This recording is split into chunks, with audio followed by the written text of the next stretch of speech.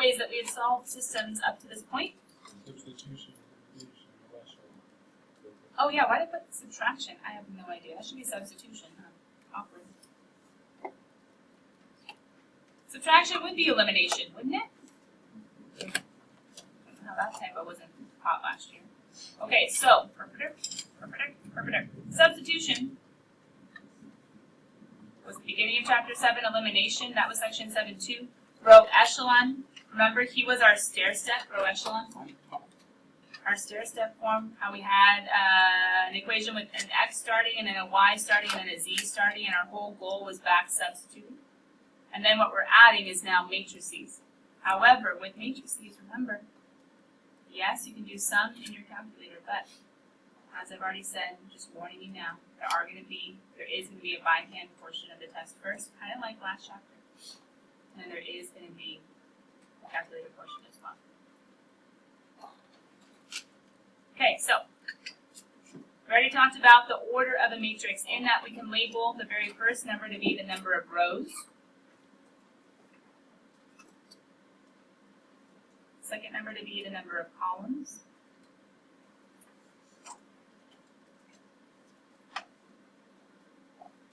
So if you think about it as you're looking at a matrix, M would signify how many rows you have going on, whereas N would signify how many columns. Like in the example that you guys just put in, letter D, it was a 3 by 2.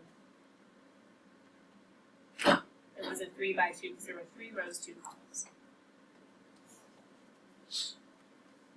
Up here, when you see the A sub MN, think once again, M is the row, N is the column, but it's not talking about a total in this example. AMN is talking about an actual entry itself. Meaning, if I was to do A sub 1, 1 in the matrix down below, what I'm talking about is first row, first column. I'm talking, hey, this is the placement of that entry. So this one right below it would be second row, first entry. So 2 would be the M, 1 would be the N. This isn't A11 or A21. This is A sub 1, 1, first row, first column. A sub 2, 1, second row, first column. So what would the one right below that be, guys? A sub 3, 1. What would be the one that's right here chilling? First row, second column. Does that make sense? So then we just finish it off with A22 and A23.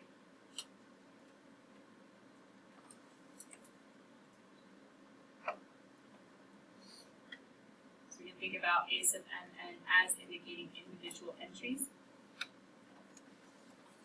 and specifically referring to their placement in a matrix. Does that kind of make sense? Sort-of-ish? Getting acquainted with how things show up.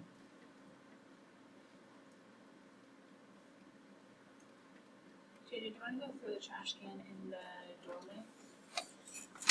Throw it long-wise instead of... Yeah. Right here. Air's gonna pick up. You guys are getting sleepy. Next, it's a Thursday and it's early and you're tired. Alright, we ready? So real quick, we already answered that this last one is a 3 by 2. 3 rows, 2 columns. But what did you guys answer for letter A? It's a 1 by 1. Good. 1 row, 1 column. It's a 1 by 1. How about letter B? Careful. 1 by 4. It's okay. 1 row, 4 columns. And the next thing is if you're using your calculator, you can always say, like, how would I get it in my calculator? If you do 4 by 1, it would be the long one. If you do the 1 by 4, like, sweet, it works. Letter C is easy because either way you cut it, it's a nice. P.S. Special name for these ones where M and N are the same is called a square matrix. I'm pretty sure that's on the next page. So we won't write it here. Okay, you guys have them labeled, okay? Ready, set, new notes. Go. There it is. So, 4 special types. The most special are the bottom 2. You don't see row and column matrices very often.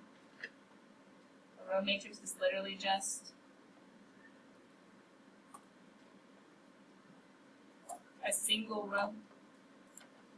You could have A11, you have A12, dot, dot, dot, A1N, meaning, well, whatever N is. You go up to the 5th, or the 10th, or the 20th, or the 100th, that'd be kind of weird though. Column matrix, it just goes the other way. You have A11, A21, A, dot, dot, dot. Did you guys know this? I just saw this. What did you use to signify rows in the page before? Oh, we used N to signify. Oh,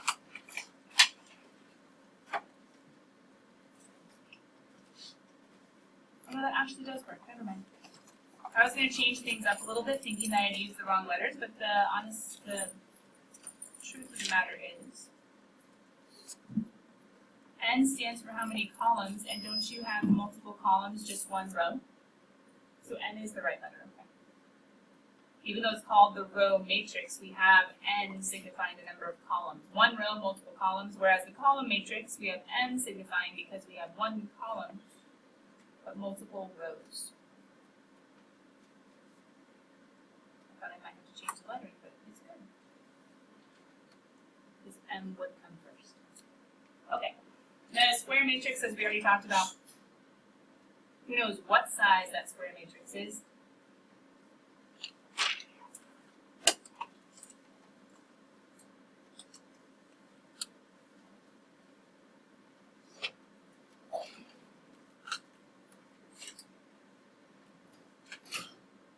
How big it is, if it's a 1 by 1, you'll just have the a sub 1, 1. If it's a 2 by 2, going along the diagonal, it's going to end with a sub 2, 2. If it's a 10 by 10, it's going to end with a sub 10, 10. If it's square, it's just going to have a diagonal showing all of the first row, first column, second row, second column, and that's always going to be the outer edge. And we could have the rest of them going as well. You could say a sub n1, a sub 1, n.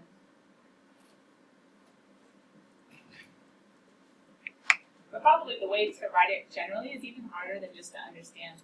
Square matrix, a 2 by 2, 3 by 3, 4 by 4. The number of rows and the number of columns are equal.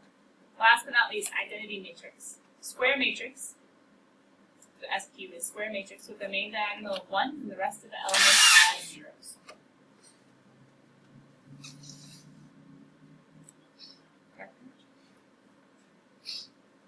Let's just do a 3 by 3 and a 3 by 3, main diagonal of 1, everybody else 0, 0, 0, 0, 0. That's an example of, here's how you could write it, I sub 3. I standing for identity, 3 standing for an identity is a square matrix. We can just put 1, 3, because it's understood to be like, oh, it's an identity, it's like a 3, it's a 3 by 3. It's a little bit special.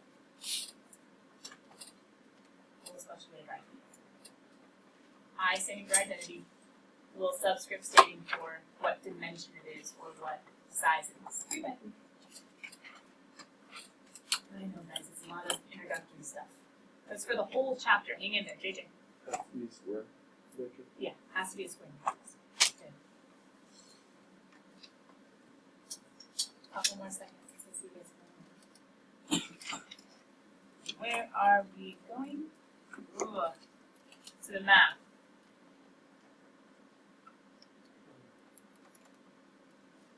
Now, before I get to the next page, we need to turn on our mental math, mental arithmetic caps on. What do you mean by mental math? Oh, come on, what's mental math? Multiplication, addition. I guess I could go like unit circling stuff you're supposed to have memorized from the past, right? To warm us up just a little bit, shout it out when you can follow the answer. Ready? 1 plus 2 plus 3 plus 4. Ah, nice. Maddie got it. 10. How about 4 minus 3 minus 2 minus 1?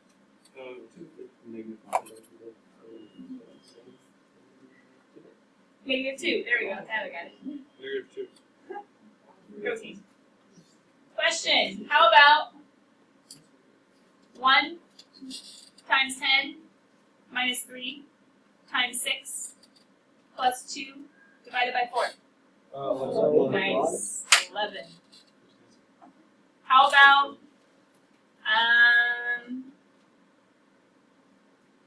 3 times 5/3 plus 4? 20. Oh no, plus 4, it's 9. 9. I said 9. Oh, you think times Yeah, 4? I was Yeah, just yeah. times He four. was there. This is the No, wrong operation. I said 14. What if I was to ask you about negative 2 times 10 plus 7? 14, 13, 12, 13. Positive or negative? Positive. Negative 2 times 10 plus 7. Negative 13. There you go. Stuff like that. Now, kiddos, could you write down every single one of those problems? Take about, I don't know, what do you think, like 3 seconds to write it down? Look at it, solve it, and be done within like 10, 15, maybe 20 seconds. Yeah.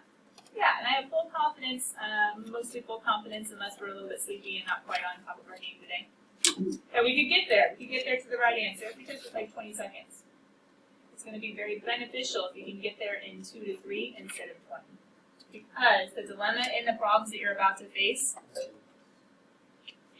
let's just say, this isn't a worked out problem, but let's just say there's a lot of math that might need to get done. Now if you guys want to be encouraged just a little bit, this is kind of the worst that ours will get. If you want to see how bad one of honors got,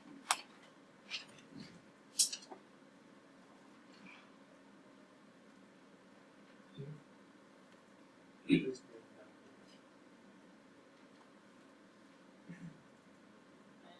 know, I'm proving a point, but I'm proving a point for a purpose. Let's just say, long story short, we do better work when we're encouraged, when we're thankful, when we're positive, than when we're negative, and when we're depressed, and when we're discouraged, right? Go figure, life lesson. That may be something to think about.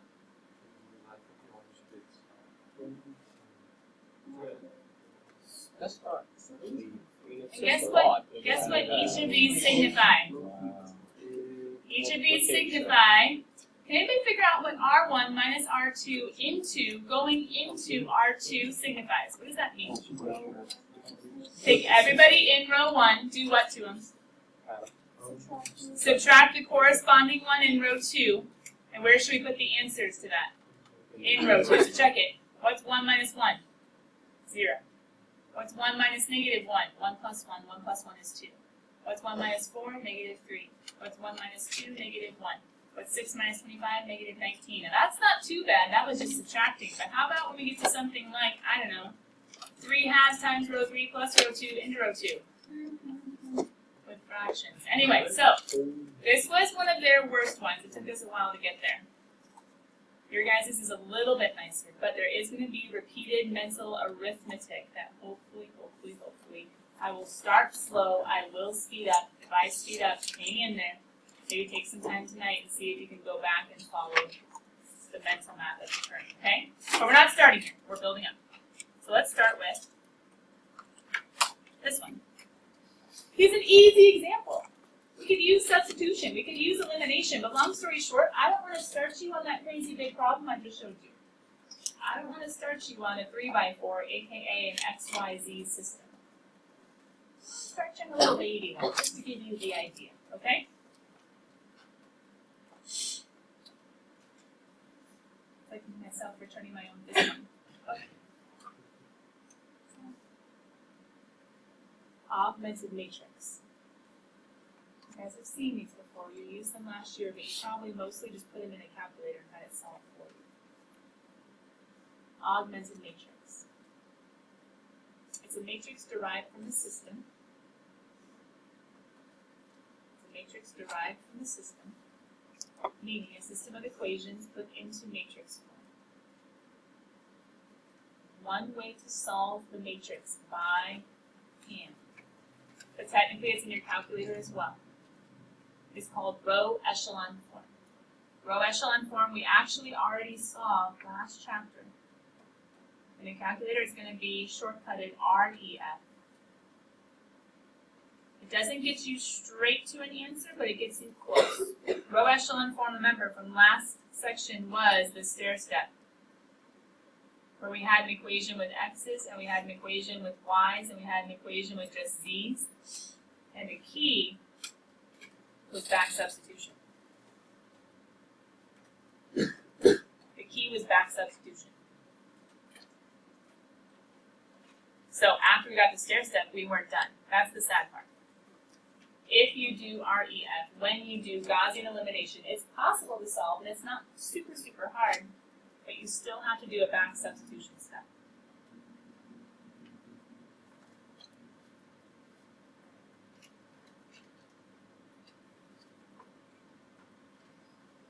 Now, the nice thing is, off to the side, what you guys are writing over here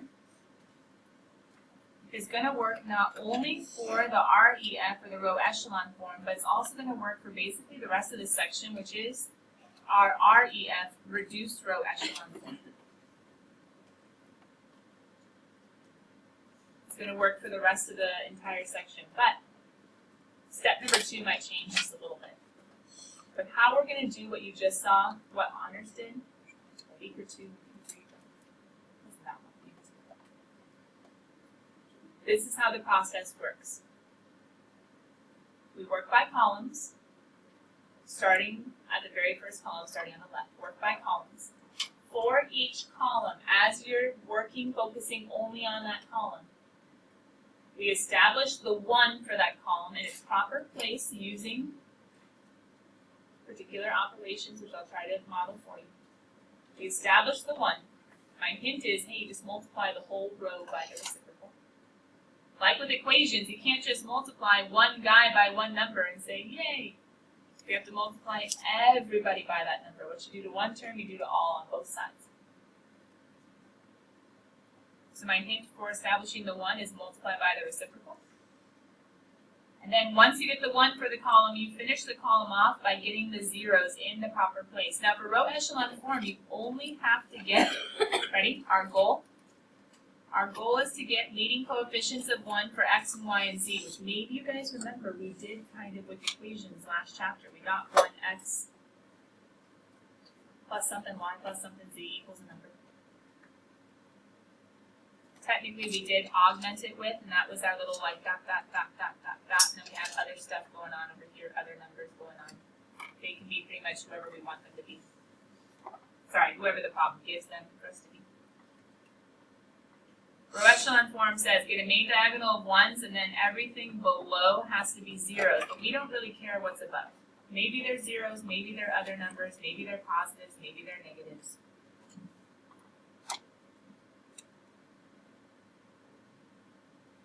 Row echelon form says, technically this one looks kind of like he's impeding on the other portable row. Let's put it back this way. There we go. Main diagonal of 1, zeros below. That's row echelon form, and then you still have to back substitute. So when step 2 says get zeros, you only have to get zeros for row echelon form, you only have to get zeros below. My hint for getting the zeros, multiply multiply the row with the established 1 from up above by the opposite coefficient of the row or of the element you're trying to eliminate. We're basically using elimination. Okay, let me model this using this little baby system. Okay, let's go ahead and put our coefficients in. So we have 8, we have 4. We're going to do our little dotted line, kind of like we did with the here we go. Augmented means basically just a place beside. We take out the variables. We have the x's in one column, we have the y's in another column, then we have the constants in the last column. We have 8, negative 4, 7. We have 5, 2, and 1. Is this in row echelon form? And the answer is no. The answer is no. Why? Because the coefficient matrix, aka the matrix formed by the coefficients of the variables, do not have a leading diagonal of 1s and the rest zeros below. What do we hopefully want to get at the end? Something of the form from up above. Okay, so here's how we do it. We need to start with the first column. Look at the first column. Work by columns. We need to get the 1 in the right place. Question, 8 or 5, which of them needs to become 1 based upon the form? The 8. We need a 1 in the upper left-hand corner so that we can get this main diagonal of 1s. So starting with the 8 needs to become a 1. And how does the 8 become a 1? Multiply that row by the reciprocal of who's currently there. That's how I'm going to show the operation. We're going to do 1/8 times row 1 into row 1. And then we're going to get a new matrix. Now, whenever you show an operation, whenever I show an operation, this operation is saying, do this operation to the back in order to be able to go forward, okay? So, I'm not touching row 2. There is nothing I'm changing in row 2. He's chilling. What am I doing to row 1? Multiplying every single element by 1/8. So what's 8 over 8? What's negative 4 over 8? Is that okay? Reduce. Make one too fast. 8 over 8 is 1. Negative 4 over 8. Negative 1/2. 7 over 8. Aw, bummer. Leave him, he's fine. 7/8. Let's look at 2 strangely, I don't know why, 7/8. Alright. I'm going to highlight once we get someone established, like this one is established. He's a part of my row echelon form. Now, hold on, wait. We got to finish the column.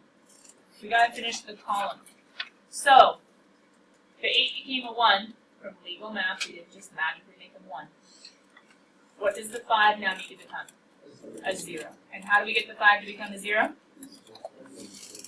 Multiply the row with the leading coefficient of 1. Hence, multiply row 1 by the opposite coefficient. If I have a 5, what's the opposite coefficient? Negative 5. And I'm going to add that to row 2, and I'm going to put that into row 2. Basically, I am explaining in a systematic way how elimination works.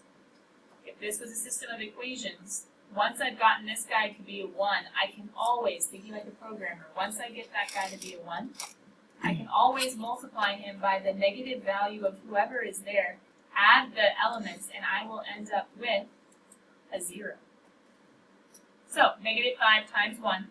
You guys ready for the mental math? Right, we take every single element. So negative 5 times 1 is negative 5 plus 5. What do I get? Good. Negative 5 times, oh wait, we're not changing row 1, let's just rewrite it real fast. You guys haven't yet. We're not changing row 1, we're just changing row 2. You can tell because something is only going into row 2. Okay, so once again, negative 5 times 1, 5. Plus 5, sorry, negative 5 times 1 plus 5 is 0. Negative 5 times negative 1/2. That's 5 halves, right? 5 halves plus 2. 5 halves plus 4 halves would be 9 halves. So maybe you guys thought about that in fractions. Negative 5 times 1, negative 1/2 would be 5 over 2 or 2.5, and 2.5 plus 2 will be 4.5. You're right. But when it comes to the next step, a fraction is much nicer. Hence why you need to off to the side. Negative 5 times negative 1/2. There is no shame in showing your work off to the side. Plus 2. I said I'm going to need halves. So I changed the 2 to be 4 halves. I had 5 halves. Worst comes to worst, you guys can have a scratch paper off to the side. Where did he go? Right there. Is that okay? Now I have negative 5 times, now it's going to get fun, negative 5 times 7/8. Negative 35/8. Negative 35/8 plus 1 or plus 8 over 8. Negative 35 plus 8? Negative 27. You're double checking my mental math though, right? I think I heard you guys say 27. So I would have negative 5 times 7/8, negative 35/8, plus 1, which could be plus 8/8, and negative 35 plus 8 would be negative 27. Once again, if that's too scary, could you go off to the side and do something like this? Oh yeah. If the mental math's too scary, have some scratch paper, go off to the side. Finally, column 1 is done. We got our 1, we got our 0. Now we are able to move on to the next column, which is column 2. Look at your steps. What's the very first thing we need to do in column 2? Get the 1. Who is supposed to be 1? Negative a half or 9 halves? 9 halves. We need to get 9 halves to be 1. Well, how do we do that? Multiply by the reciprocal. See why fractions are better than decimals? If I asked you guys, how do you make 4.5 into 1? You'd be like, divide by 4.5? Ew, gross. Just multiply by 2 ninths. So, we're going to multiply row 2 by 2 ninths.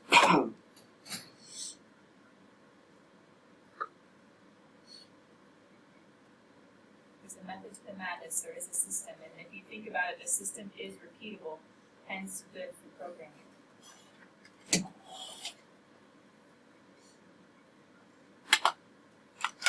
Programming calculators doing the works of human in half as much time. Hidden figures. Anyway, so wait, how did I put a 0 already? It was already there, but what am I multiplying? I have to multiply everybody, right? What's 0 times 2 ninths? 0. That's why the system works. The 0 doesn't get distorted or changed. What's 9 halves times 2 ninths? Nice. What's negative 27 eighths times 2 ninths?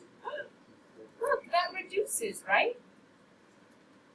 Reduce it. It's just negative 3/4. You have 2 fractions in your head, take them off to the side.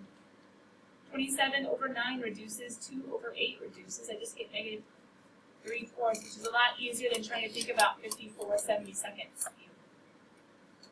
Unless you're really good at your 6 times table.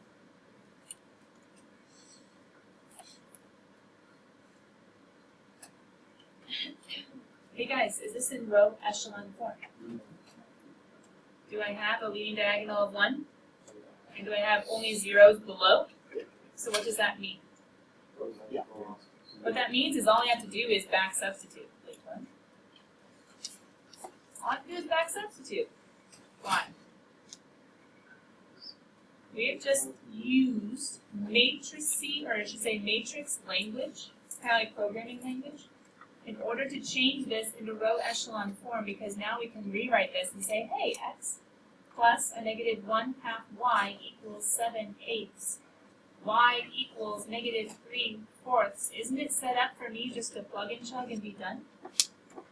Sorry, it's a lag. Come on. Talk to the computer. Let's go.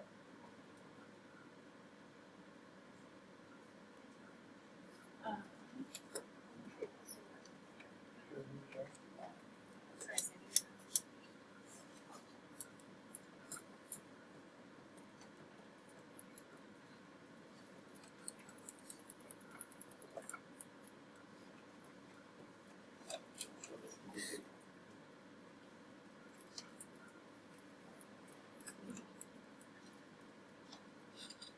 Is this still not caught up? Oh my goodness. Hold on. That's faded away though, that's weird. Alright, now it's going to fade away. Nope. My computer freeze. It's just my room that technology doesn't like. Oh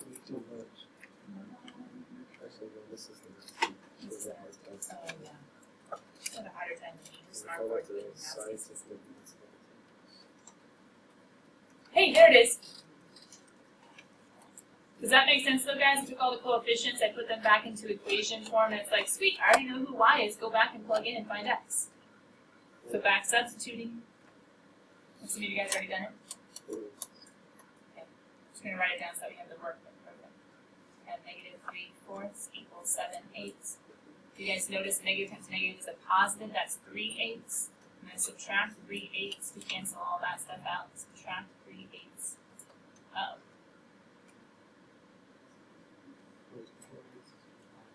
4/8 is 1/2. Good. So you finish and say, okay, 1/2 times, and negative 3/4. Now once again, I know you could have done substitution elimination. Well, most of you, I don't know. I threw some of you off yesterday.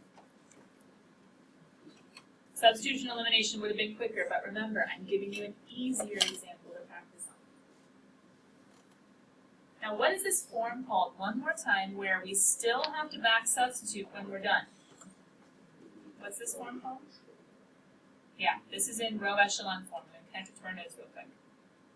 This is in row echelon form. Why? Because we have a leading diagonal of ones and zeros below. But if we hadn't stopped, stop. If we hadn't stopped and rewritten as a system of equations and plugged back in, could there have been possibly an easier way to finish since we had gotten all the way to row echelon form? And the answer is yes. Can you guys, that yellow box, can you read that to me as soon as I make a new page? I'm going to introduce to you the other form, which is called the keep going form, kind of. Reduced row echelon form says, take a matrix, okay, what did I get? 1, 1, 0, what else was up?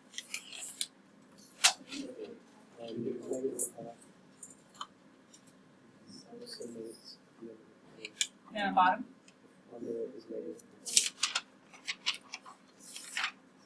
You guys see how I got a 1 and a 0? My first column was done. I got a 1. How could I finish the second column? Yeah, I was almost to an identity matrix. I was so close. All we had to do was one more what is called a row operation. We just had to do one more what is called a row operation to finish. How could we make this guy into a 0? Look at your steps to make a 0. You multiply the row with a 1 in that column, which is row 2, right? Not row 1. Row 2 has the 1 in that column. Multiply him by what? The opposite coefficient that we're trying to get rid of, which would be 1/2. What had happened if we had just done one more? Alright, I know the mental math is getting a little bit crazy. 1/2 times, let's start with the first element. What's 1/2 times 0? 0 plus 1. Oh, that's not too bad. And we're not changing row 2, right? He's already fine. So 1/2 times 0 plus 1 is just 1. Okay, what's 1/2 times 1 plus negative 1/2? Okay, that's just 0. Oh, that's much nicer. That's an identity matrix. We got to keep going. What's 1/2 times negative 3/4? Negative 3/8. And what's negative 3/8 plus 7/8?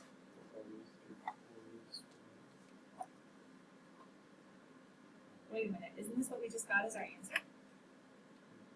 So we didn't have to write any like crazy x, y's and solve. If we just went one step further, we would have gotten the answer on our own. Because think about it this way, guys. Didn't we put in x's in this column?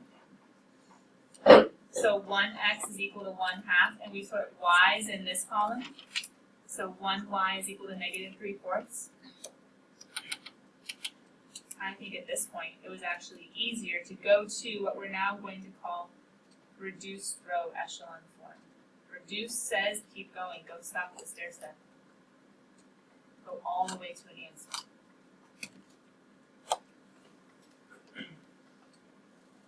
And reduced row echelon form, you go all the way until you get an identity matrix.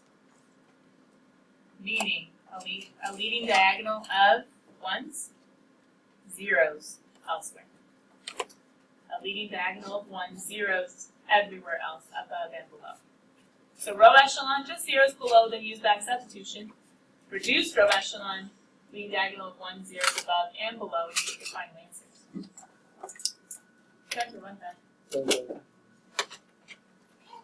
So if I were to, which I think I already closed it down, if I were to go back to the nasty example I showed you a little bit ago, and remember we have one more day on this, the homework is due on I think Monday, right?